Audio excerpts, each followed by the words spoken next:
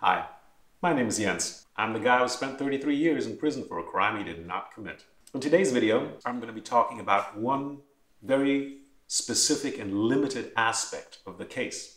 I want to do that because I think this one specific aspect illustrates how some people are distorting the truth and really misrepresenting the facts. There are people out there, internet experts, former lawyers and podcast producers, they're selling you a bill of goods. They're selling you a completely distorted version of reality, even though they know better. And if I were to do a video about the case, it would take 6 hours, right? Instead, I'm going to pick out one very limited aspect of the case and tell you what the accusation is against me and what the truth is. And then you can figure out from that, that's the way it is with just about every aspect of this case. You're not being told the truth by people who are probably trying to make a buck off this story. What am I talking about?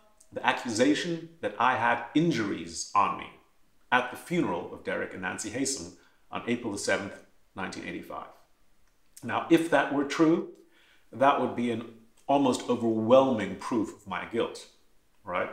I mean, these poor people died a horrible death, and a few days later, the boyfriend of their daughter has got all these injuries all over him. Almost certainly he's the one, right? And that's the way it's being portrayed by some people in the media.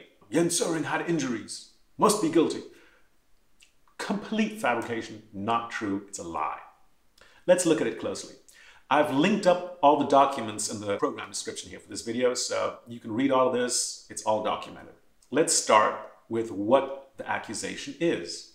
A witness called Don Harrington appeared at my trial and testified that at the funeral service, he saw me standing next to a friend of Elizabeth's called Christine Kim, and I had a black eye and bandages on my fingers.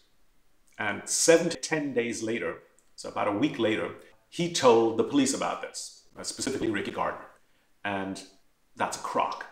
And I'll tell you why. At my trial, that friend of Elizabeth's, Christine Kim, gave written testimony. It's called a stipulated statement. And she said she could not remember any injuries on me, even though she was standing right next to me. It's more than that. During that whole week of the funerals, I lived in the same house with the Masseys. The Masseys were the best friends of the Haysoms. Dr. and Mrs. Massey and Derek and Nancy Haysom were best friends. I stayed at their house. Also at the house were Elizabeth's siblings, her 4 brothers and 1 sister, I think. We were all staying together in this house for a whole week. None of these people, none of them, the best friends of the victims and the other children of the victims, none of them saw injuries on me. In cases like this, the police always send observers to the funeral. It's standard practice. And of course they did it in this case as well. So the police observers at the funeral must have seen me. And they didn't see any injuries either. Strange thing, huh? Another thing just to think about logically, right? If you have this spectacular, horrible crime, and then a week after the funerals, you have a witness walking into the police station who says, guess what? The boyfriend of the daughter has got all these injuries on him. Of course, the police is going to immediately pull me in for questioning and check whether I actually do have injuries and then ask me how I got them. Of course, the police would do this if they had received a report like that. But I was not questioned until I think October. So that was like 7 or 8 months later. And that tells you this witness, Don Harrington, did not report this to police, or they would have pulled me in.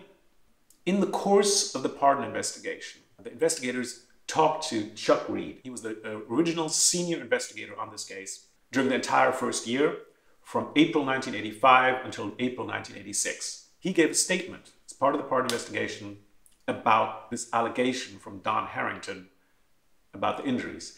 He said, and it's all linked up, you can read this yourself, if Don Harrington says that he reported seeing injuries within 7 to 10 days after the funeral, that's an absolute lie. It's not me saying that. That's Chuck Reed, the original lead investigator, who's saying that. He said, I was running the investigation. Everything to do with the investigation, every report came across my desk. I never got a report like this, and I would have. He also says that there is no report about Don Harrington seeing injuries in the police's files. And you have to realize If somebody walks into a police station and reports seeing injuries on the boyfriend of the victim's daughter, the very first thing the police do is do a written report, right? On such and such a date, this person came in and reported that. They always do that, and they would have definitely done it with an important witness like this if he had actually come in and reported this. But there is no such report in the police file, which tells you this guy did not come into the police station to report this, as he claimed he did. Also, as part of the Pardon investigation, the investigators found 2 college students who were friends of Elizabeth's and mine from way back when. They asked them about the injuries, and it can be proven through documentary evidence that these 2 witnesses, immediately after the crime, they had meals with Elizabeth and me. Both of these witnesses said, it's not just that we can't recall any injuries, we actually have a very clear memory. Jens Soering definitely did not have injuries right after the murders occurred. You didn't know any of that because you were not told. And maybe you should ask yourself why you were not told this. Because these internet experts and former lawyers and podcast producers, they have all these documents. A former supporter of mine transferred my entire legal archive to these people. She changed sides, doesn't like me anymore. And she gave these folks all of these documents. So they know that this story of injuries on me is not true. And yet they still tell you, the general public, Jens Soering had injuries, although they know better. Ask yourself, why are they doing that? Why? And if you can't trust them on the injuries, can you trust them about anything else they say?